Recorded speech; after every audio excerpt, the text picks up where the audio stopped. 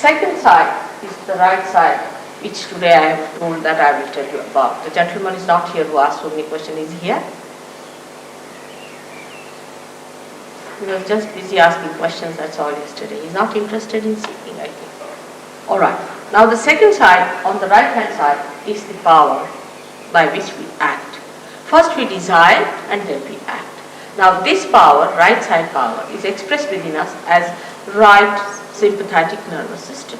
Science has come from the same. Science is in the gross, these are all subtle things that are within us.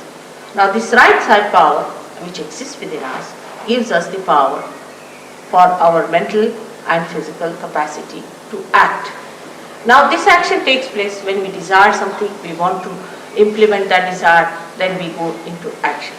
One has to understand what sort of a power is this. This power is called as Prana Shakti in Sanskrit, Prana. And the another one, the left one, as Mana Shakti, is the power of the emotions, or can say of the mind. But you see, English language is not so clear-cut about it. So I would say Mana Shakti and Prana Shakti. These are the two powers that exist within us, and we start using them as left and right, we can say like a brake and an accelerator, and then we become the master of driving. But while becoming that, we make mistakes. The human mind has a speciality to go to extremes. Supposing I tell somebody, now you have to meditate. They'll meditate for 5 hours. There is no need to meditate for 5 hours or anything. But if you tell them that you have to stand on your head, they'll do it for 10 hours. So there is no need to go to extremes. We have to be just in the center, be kind to our body, be kind to ourselves. There's nothing to be frantic about. There's nothing to be so much exasperated about it. It's just very simple thing that has to happen to you.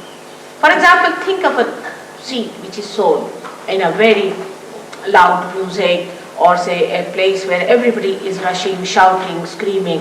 What will happen? That seed will never sprout. If it is in a peaceful place, is a properly placed one, or not in a tilted pot, then it will definitely develop into a beautiful tree or a beautiful shrub, whatever it has to develop into. In the same way, if we are too much on the extremes, we go to the left and to the right. Now going to the left, I told you yesterday what happens, that all these things like hypnosis and ESPs and most of these gurus try these tricks, you see, like they just make you hypnotized and people become absolutely mad over the guru. Oh, he's our guru, and they behave just like absolutely people without any brains.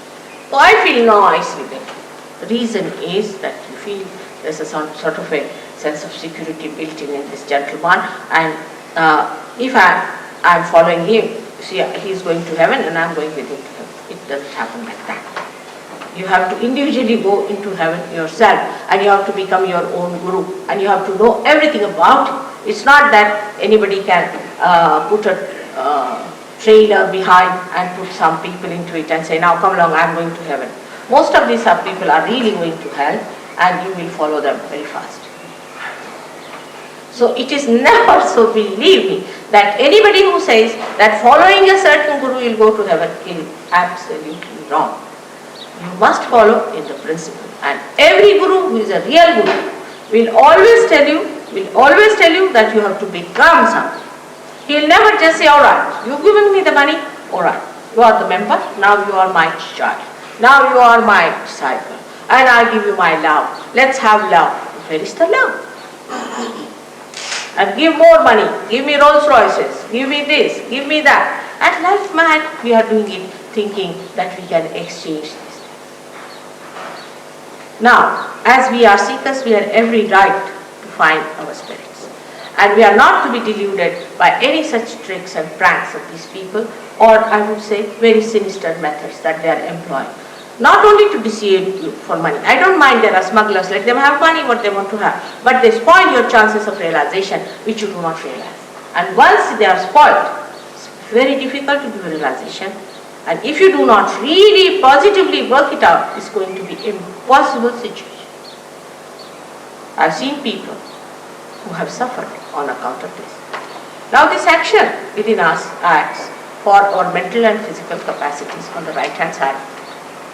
Like we think of the future. Now we're planning, we start. It's planning. Now we must do this tomorrow or day after tomorrow. We have to do it and we start sitting. Now I'll go there and I'll find this and then I'll take a ticket and then I'll go there. I mean, our mind is working for the future. So much so we become absolutely futuristic. To such an extent sometimes I have met people who are futuristic, they even forget their own names. Can you believe it? I mean, they don't even remember their father's name, that's all right, but even their own names they forget. I mean, they are like mad because they don't remember their own names and they don't know where are they, what are they doing. I have met people of that kind who are really sick people because they have become so futuristic now that they do not know anything about their past. Now, this futuristic behavior starts in a society where people always think of the future. What will I do? What am I to do tomorrow? What am I to achieve tomorrow? And all these things when they start doing, their attention goes to the right extreme. Now in this place we are very dangerously placed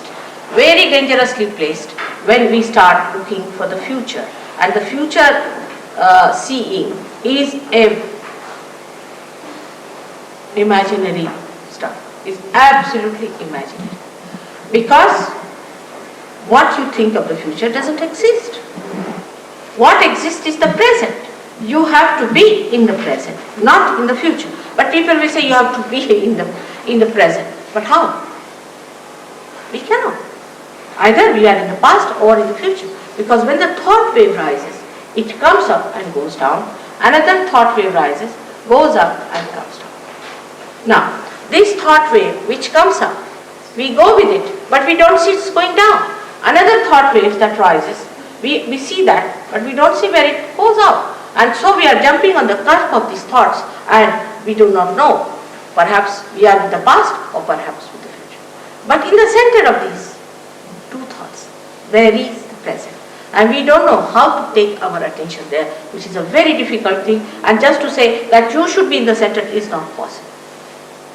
All these things, you should do this, you should do that, is not going to work out unless and until there is light. For example, there is no light in this room and you say walk straight. You cannot walk because you can't see where is the passage, how to walk. Even if you order, do whatever you please, you cannot just walk straight without touching any of these chairs because there is no light, you can't see. So one has to understand that in the futuristic life when we live, when we plan too much for the future, actually what we are doing, we are living in an imaginary world.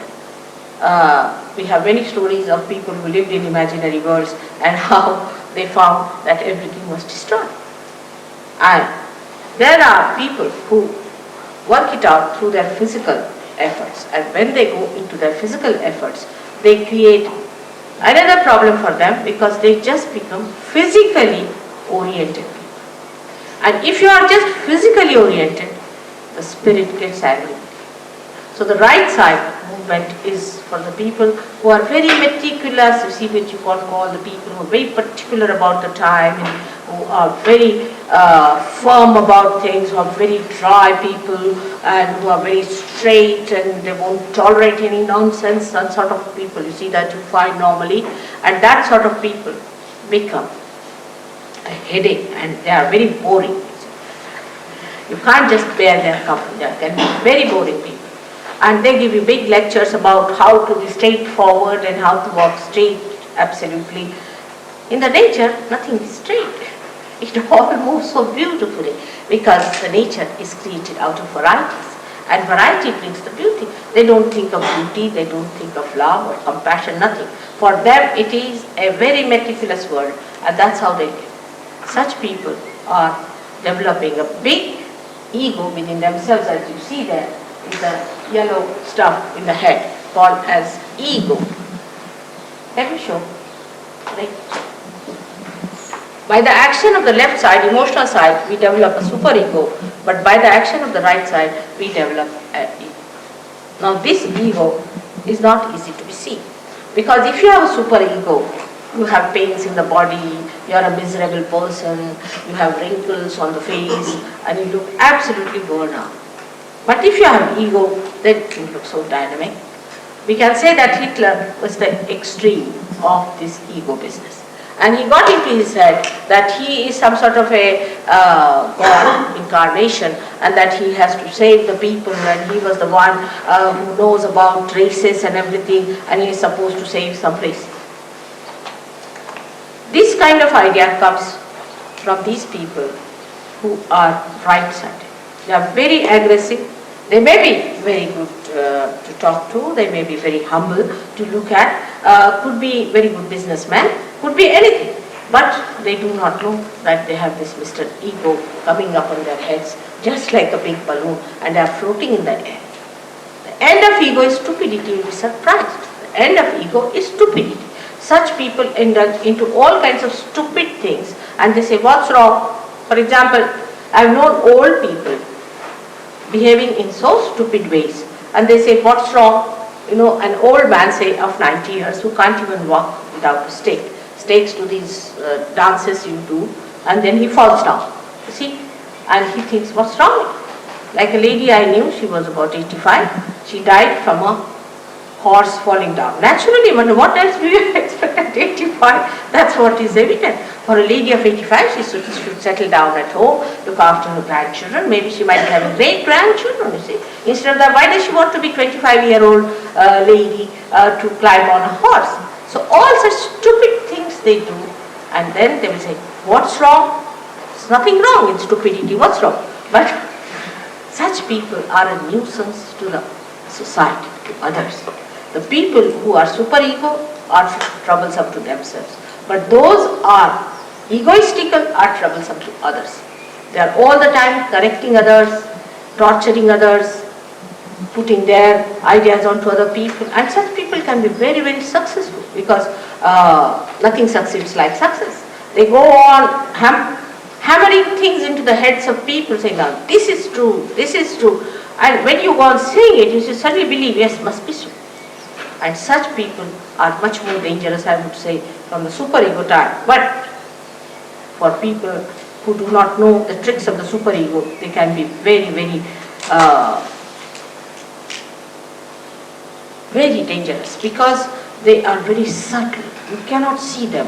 They mesmerize, and they can possess you, and they can be very sly, and they can work out all sorts of methods which you are not aware of. So it is not easy to choose which is better, which is not better. Both things are wrong to go to extremes on the right or to the left. Now let's see what happens physically.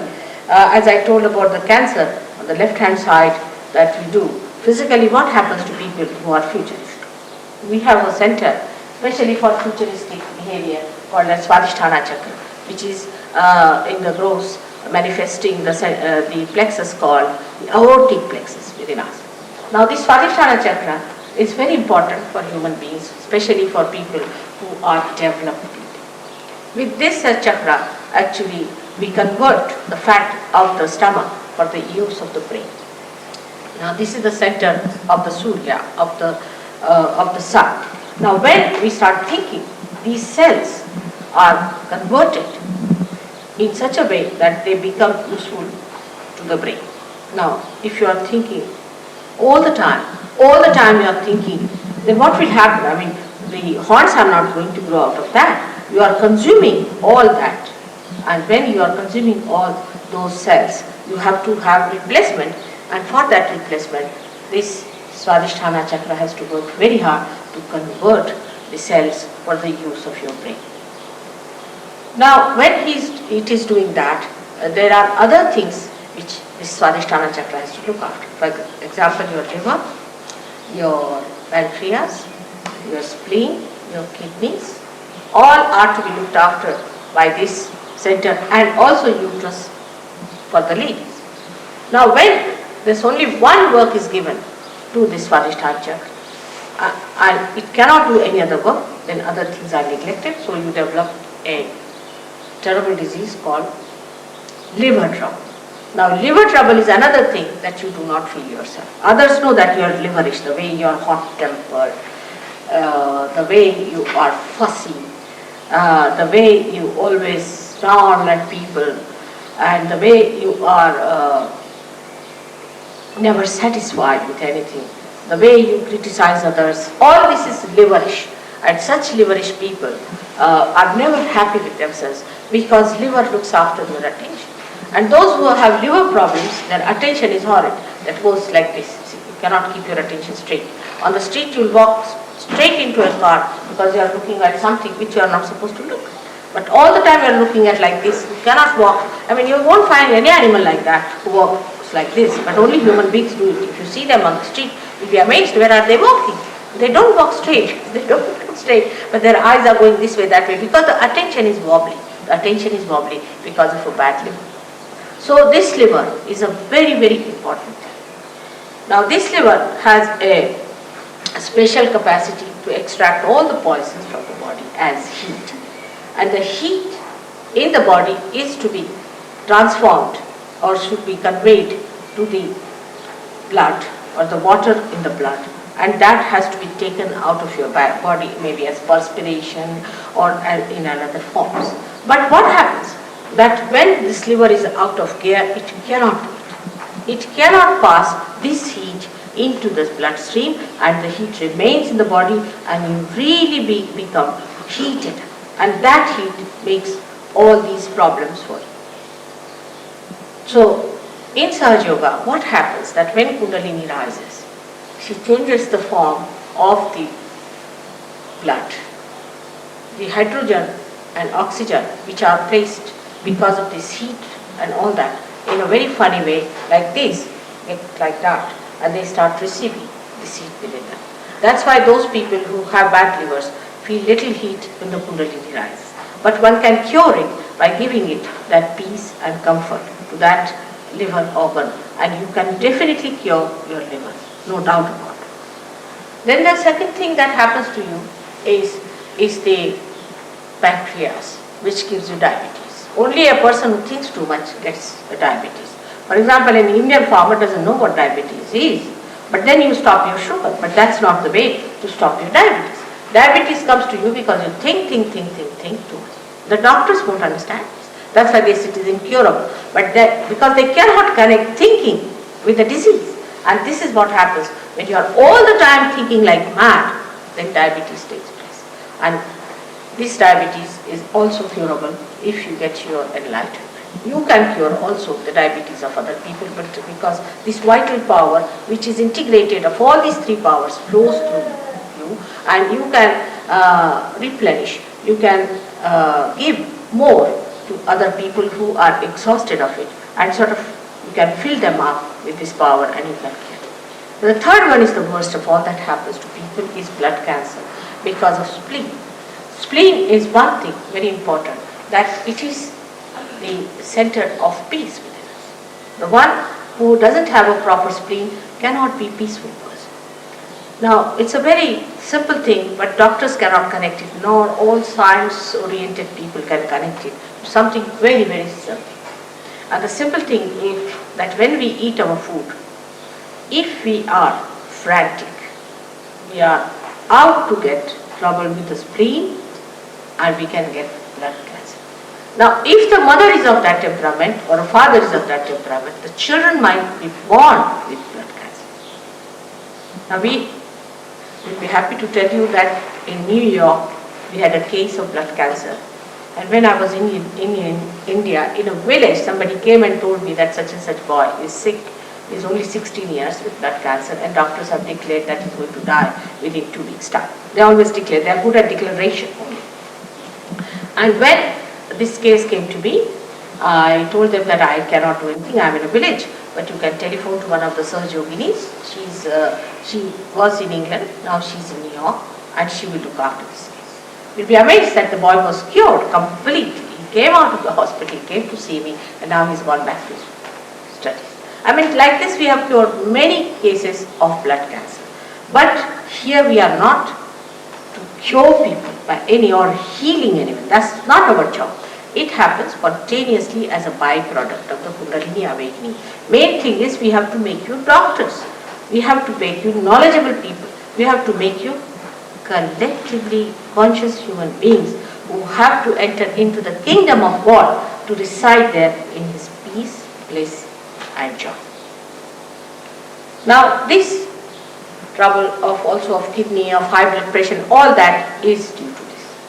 People worry, they are frantic, you see, and this franticness comes to us just as a matter of habit. I have known people, as soon as you say, oh, you have to go by aeroplane or somewhere, suddenly the aeroplane word triggers that frantic, oh, they get mad.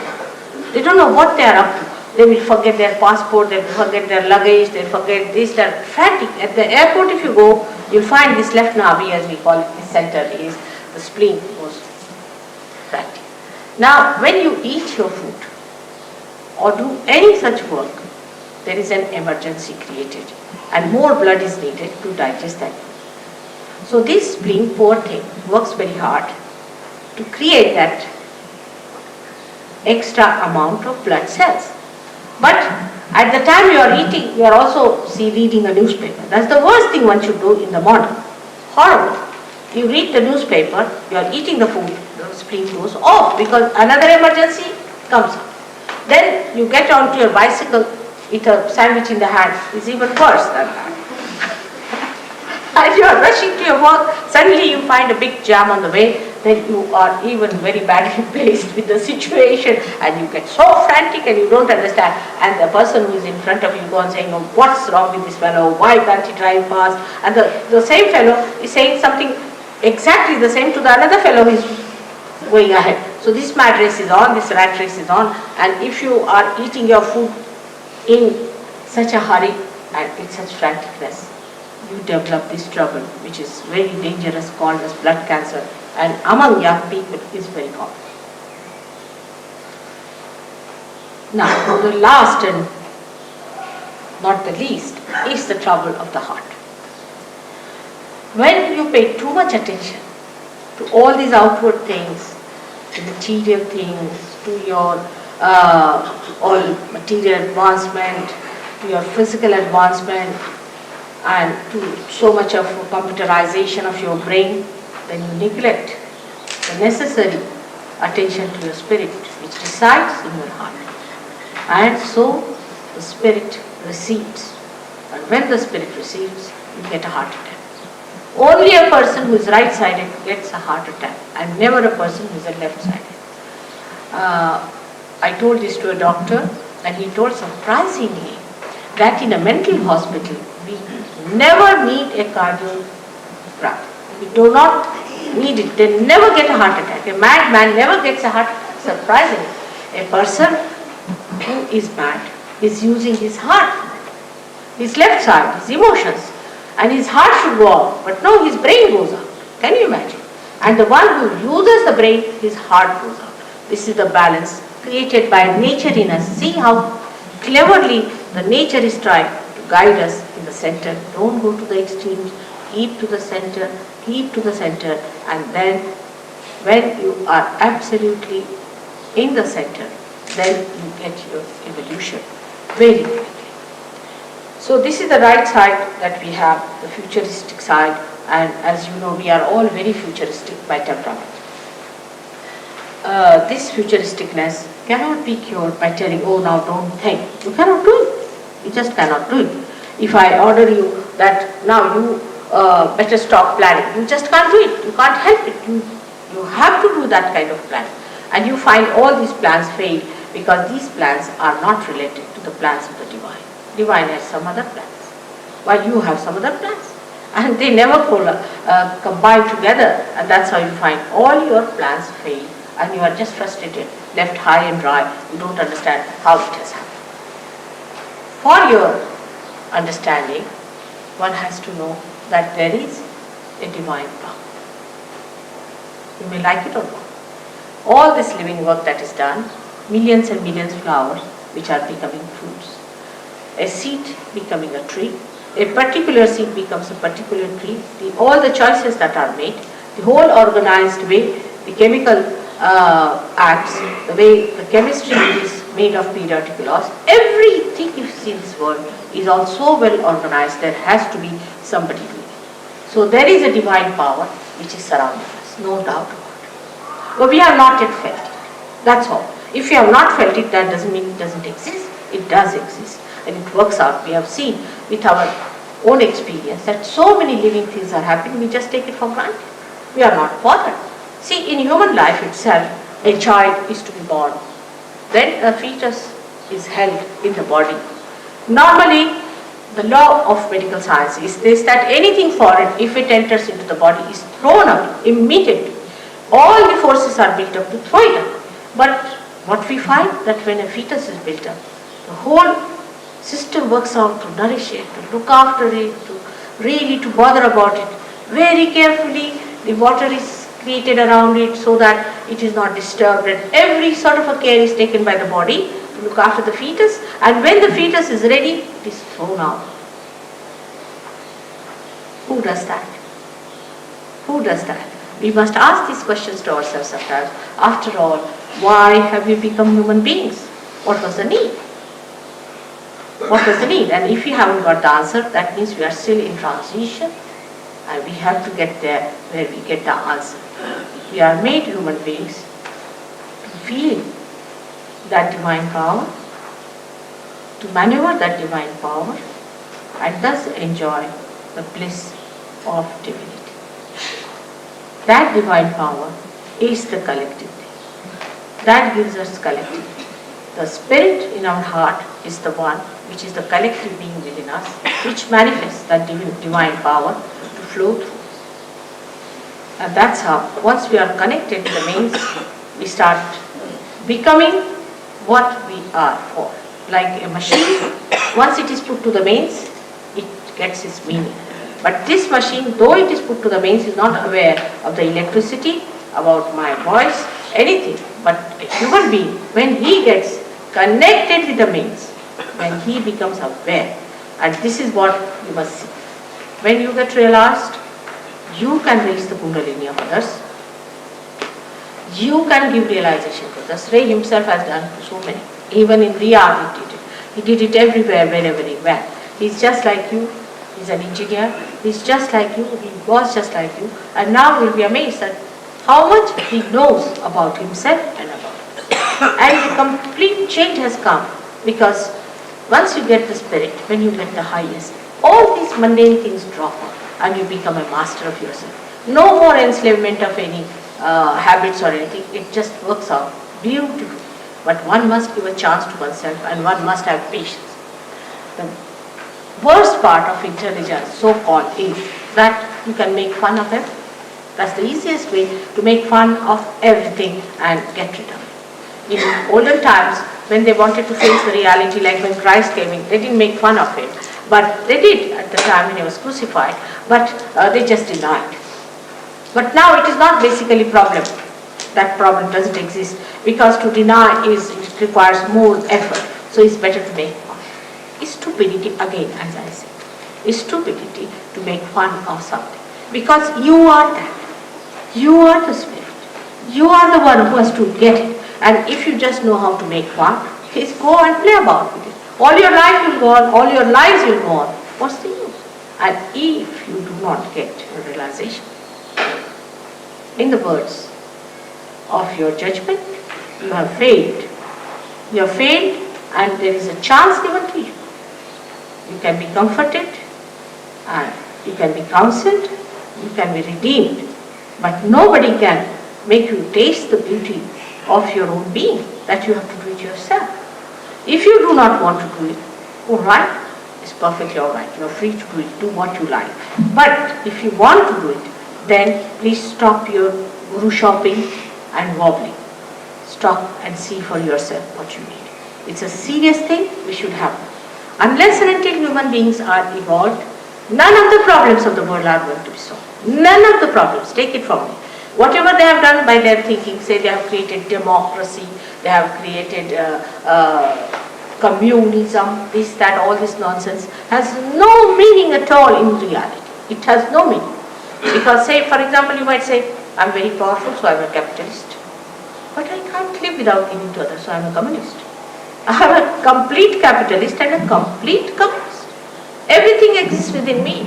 And these ideas are all artificial, that you make some set of people as democratic and some people as this thing. Because as long as they are attached to selfishness, to all these things, they are not going to do any good job out of it. Now, the detachment takes place because you become one with the spirit, which is not attached, which gives you that light, that detachment, from where you can see the whole thing just as a drama going on, and you work it out very well. You become so dynamic that you are amazed at your own dynamism.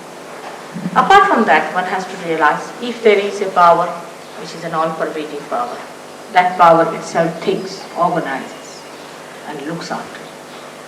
So many things have happened to Sahajyogis. If I have to tell you all about it, you'll be amazed. Amazing things have happened. But Krishna has said very clearly, Yoga Kshema Vahamyam. Means when you get the yoga, you get the well-being. After yoga. He said yoga first. First the union must take place, then you will get the well-being. Now I have seen people who go to so-called gurus and things sick. You see their faces pale, absolutely finished. They are good for nothing, absolutely miserable people. And how such people would be in yoga? Not only physically, mentally they are at peace. They are full of compassion and love. And the compassion that doesn't talk but just flows. It flows. It emits. You can give your compassion even to flowers. If the flowers are dying, you can give them this and they will live for a while. If there are, say, trees which are dying, if you give them, they will prosper. If you give it to animals, they will be different. Because first time, after getting this power only, you are giving back something to the nature. So far you have been always taking from the nature. Now it is the first time you start giving something to the nature. Because the compassion just flows. It doesn't receive it, it just goes to others. And this should happen to you. Don't be satisfied with cheap things, with something nonsensical, which is something sort of a mimicry or a mass ideas. I'm talking of collectivity, where every individual is aware. It's not a mass activity, it is collectivity. May God bless you. I hope today many will get realization and become one with their spirits and will feel their collectivity.